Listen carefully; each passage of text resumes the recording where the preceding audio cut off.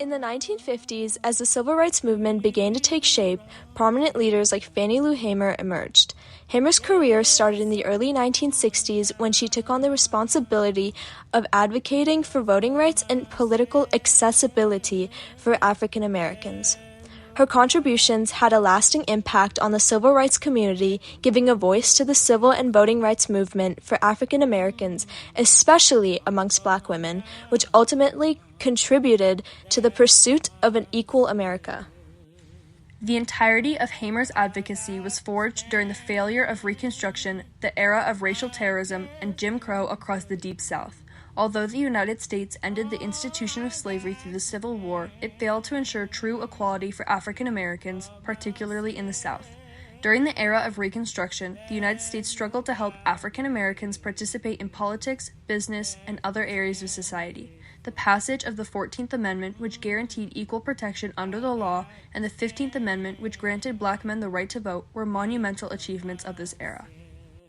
However, the promises of Reconstruction were neglected.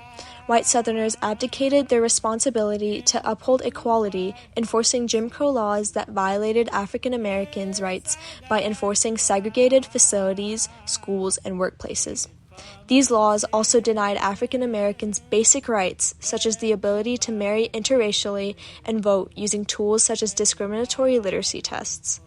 This enabled the creation of a separate but not equal society, as ruled in the Supreme Court's failure of responsibility in Plessy v. Ferguson.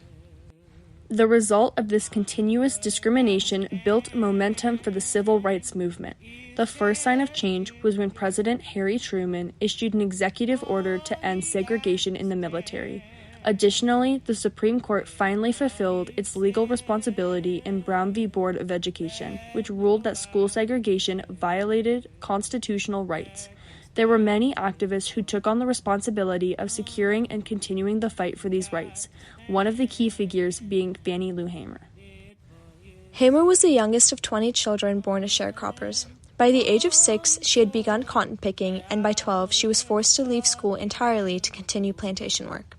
However, despite being put in these unfortunate circumstances, she showed extreme determination for equality at an early age. Hamer became the only worker who could read and write, earning the role of a timekeeper on her plantation. In 1961, in attempts to remove a tumor, Hamer non-consensually received a hysterectomy, which was common in the South, in order to prevent African American childbirth. In 1962, the Student Nonviolent Coordinating Committee went to a church near Hamer's neighborhood and taught attendees how voting can help them gain equality. This influenced Hamer to lead 17 volunteers to register to vote at the Indianola, Mississippi courthouse on August 31, 1962. They were denied the right to vote due to biased literacy tests that favored white people. On their way home, they were harassed and fined $100 for their bus being too yellow.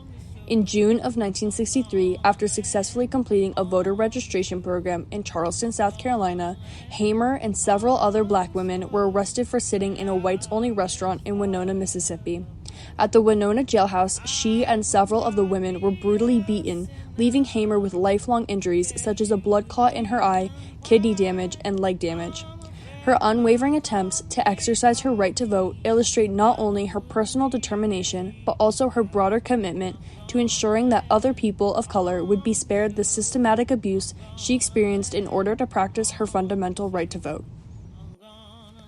In April of 1964, Hamer helped create the Mississippi Freedom Democratic Party, an alternative to the white and conservative Democratic Party in Mississippi.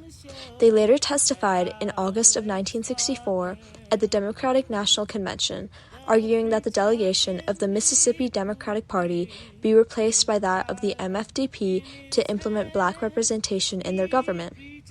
Hamer herself made a strong testimony questioning America's morals and implied that it's America's responsibility to create a land where everyone is treated equally, no matter their race.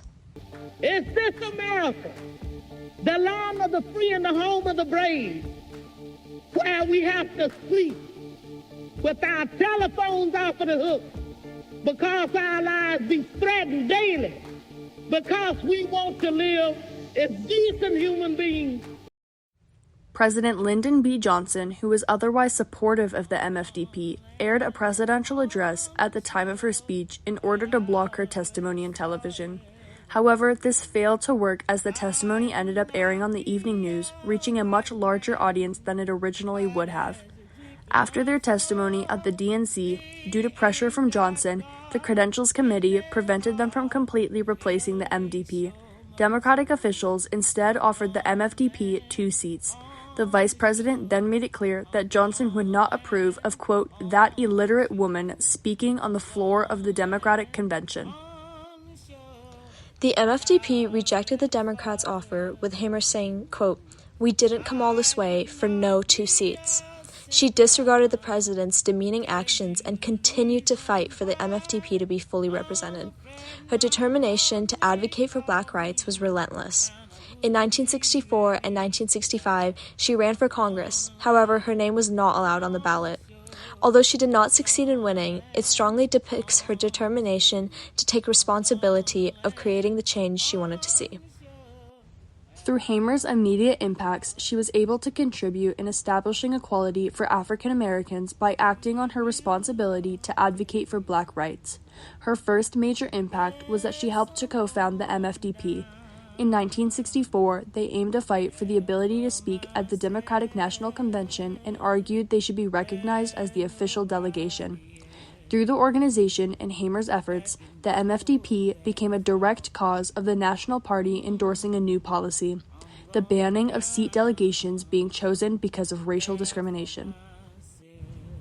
This policy then helped persuade the government to enact the 1965 Civil Rights Act, which prohibited the use of unfair voting prerequisites, such as the bias-required literacy test.